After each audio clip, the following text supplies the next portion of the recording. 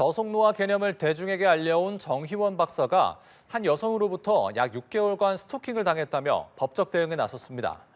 정 박사를 대리하는 법무법인 한중은 오늘 보도자료를 내고 스토킹 처벌법 위반과 공갈 미수 등 혐의로 여성 A씨를 서울 방배경찰서에 고소한다고 밝혔습니다.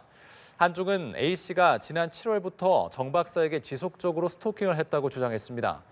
A씨가 정 박사의 유튜브 스튜디오에서 폭언을 하고 정 박사 아내의 직장에도 찾아가 위협했으며 정 박사의 저서에 대한 저작권 지분과 금전을 요구하기도 했다고 밝혔습니다. 다음은 저속노화 개념을 대중들에게 알려온 정희원 박사의 소식인데 정희원 박사가 한 여성으로부터 약 6개월간 스토킹을 당했다면서 법적 대응에 나섰네요. 이건 어떤 내용인가요?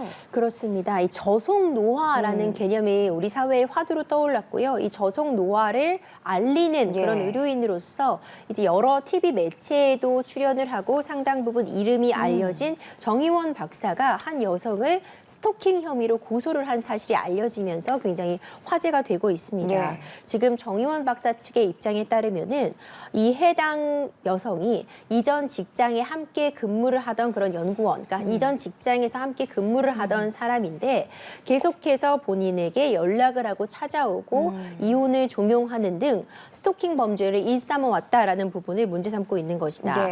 문제 삼고 있는 것입니다. 결국 고소까지 이루어진 것인데 심지어 이 여성이 아내의 직장까지 찾아가서 위협을 했다라는 부분까지 전해지면서 굉장히 충격을 주고 있습니다. 지금 법률적으로 저희가 봤을 때 항상 그 단어 하나하나가 굉장히 중요하고 많은 의미를 담고 있지 않겠습니까? 이번에 정 대표 측에서 과거 사적으로 친밀감을 느껴서 일시적으로 교류를 했다는 점에 대해서는 인정을 한 상황입니다. 이 사적 교류라는 게 무엇을 의미하는지도 궁금하고 이건 또 법적으로 어떻게 좀 해석해 봐야겠습니까? 사실 사적 교류라는 것이 법전에 펼쳤을 때 딱 나오는 등장하는 단어가 아닙니다. 분명히 이런 입장을 밝혔을 때는 지금 고소를 이미 진행한 상황이고 정희원 박사도 어느 정도 앞으로 진행될 법적인 그런 분쟁들을 대비하고서 만든 표현이라는 생각이 드는데 그럼에도 불구하고 저도 법률 전문가지만 이 사적 교류가 그래서 정확히 뭘 의미하는지는 여전히 의문으로 남습니다. 그렇기 때문에 이제 여러 가지 추측이 가능한데 이 사적 교류는 어느 정도 그래도 친밀한 관계로서 연락도 주고받고 개인적인 친분이 있는 관계였다라는 부분까지는 좀 인정하고 있는 것이 아닌가 생각이 들고요. 그렇다고 해서 개인적으로 연락을 주고받고 친분 관계가 있었다고 해서 한쪽이 원치 않는데 계속해서 한쪽에서 일방적으로 연락을 주고받을 수 있는 것은 아닙니다. 그러니까 사적으로 교류해왔다고 해서 이건 스토킹이 아닌 거 아니냐 이렇게 단정할 수는 결코 없다고 보고요. 당연히 많은 스토킹 범죄들이 일정 부분 친밀한 관계에서 처음엔 교류가 있다가 한쪽이 폭력적으로 변해오면서 집착적인 관계로 나아가는 경우가 대부분이기 때문에 이 사적 교류라는 표현을 현재로서는 또 추가적인 자료가 나오고 있지 않은 현 상황에서 어느 정도의 친밀함을 느끼는 관계였는지를 단정하기는 어려워 보이고 다만 정희원 이 대표 측의 입장은 한때 그러니까 일시적으로는 친밀한 관계였다. 사적으로도 연락을 주고받을 수 있는 관계였음은 맞지만 그 이후에 이 여자 동료가 일방적으로 이혼을 요구하면서 정희원 교수에게 어떤 집착을 보여왔다라는 부분을 주장하고 있는 것으로 보이고요.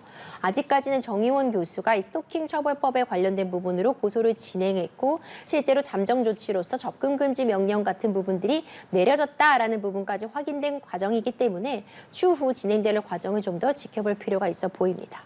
정희원 박사의 스토킹 소식 전하고 있었는데 그 스토킹 혐의로 고소를 당한 전직 직원은 현재 이제 추후의 입장을 밝히겠다라고 한 상황이고 정희원 대표 측은 내년 2월까지 접근 금지 잠정 조치를 받은 상태인데 접근 금지 조치가 아니라 접근 금지 잠정 조치 살짝 애매하거든요. 이건 어떤 건가요? 스토킹 처벌법에 따라서 규정된 내용입니다. 즉시 빠르게 어떤 법원의 판단을 다 기다릴 필요 없이 빠르게 일단 임시적인 조치를 내려주는 건데요. 지금 누군가 나를 스토킹하고 있는데 법원 판단 다 기다려서 이 사람의 접근의 금지를 기다리기에는 시간이 정말 촉박할 수 있습니다. 일단 임시적으로 내려지는 조치다, 잠정적인 조치다라는 평가가 가능한데 일단 스토킹이 있었던 부분에 대해서 이 정의원 박사 측이 원치 않음에도 불구하고 계속해서 연락을 해오고 접근을 시도해오고 있기 때문에 이에 대해서 접근을 하지 말라라는 조치가 내려졌다라고 지금 이해가 가능합니다.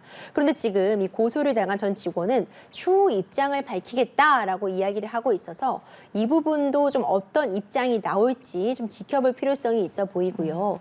현 시점에서는 단정하기 굉장히 어렵겠지만 적어도 정의원 박사 측이 대응을 하고 있는 과정을 보면 상당 부분 굉장히 오랜 시간 동안 원치 않는 연락이라든가 접근을 당해왔다. 이런 부분에 대해서는 지금 확인이 되고 있는 상황으로 보여집니다. 네, 오늘 좀 어려운 법률 용어들이 많이 나오고 있는데 우리 법률 용어 일타 강사처럼 임주혜 변호사가 잘 짚어주고 있는데 지금 내용을 조금 더 들여다보자면 정 대표 측에서 아내와 공동 대응을 하고 있다는 점도 지금 강조를 했거든요. 이번 사건에서 아내와 공동 대응을 한다라는 이 부분은 어느 정도 영향을 미치는지도 궁금합니다.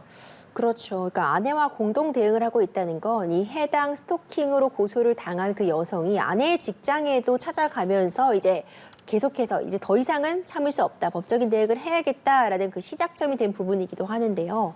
그러니까 아내와 공동 대응을 하고 있다는 건 지금 정 대표 측에서 이런 부분까지 공개를 한 건 앞서 입장문에도 드러났던 그 사적 교류에 대한 그 의미를 좀 최대한 축소시키는 그런 부분이 아닌가라는 그런 생각도 조심스럽게 들고요.